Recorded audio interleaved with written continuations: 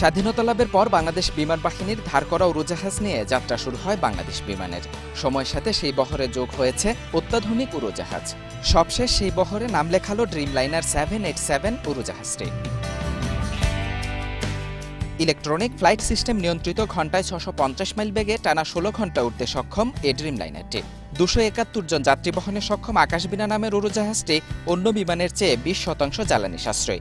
এছাড়া আধুনিক এই উড়োজাহাজে মুঠোফোনে কথা বলা, ইন্টারনেট ব্যবহার সহ 9টি টিভি চ্যানেল দেখার সুবিধাও রয়েছে।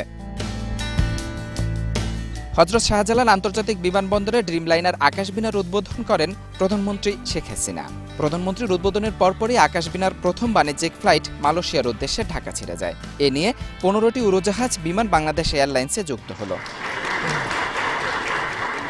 এর আগে আলোচনায় যোগ দিয়ে বিমানকে লাভজনক প্রতিষ্ঠান হিসেবে গড়ে তুলতে দিক নির্দেশনা দেন সরকার প্রধান। যোগাযোগটা বা কানেক্টিভিটি এটা একটা দেশের উন্নয়নের জন্য অত্যন্ত গুরুত্বপূর্ণ। কাজে সেদিকে লক্ষ্য রেখেই আমরা ব্যবস্থা নিচ্ছি। আমাদের আকাশপথ, নৌপথ, রেলপথ, সড়কপথ সবগুলি যোগাযোগ ব্যবস্থা যেন উন্নত হয় সেজন্য বিশেষভাবে আমরা কাজ করে যাচ্ছি। বাংলাদেশের ভৌগোলিক অবস্থানের গুরুত্ব তুলে ধরে এর সুবিধা নিতে দেশে আধুনিক বিমানবন্দর গড়ে তোলার প্রতিশ্রুতি দেন প্রধানমন্ত্রী।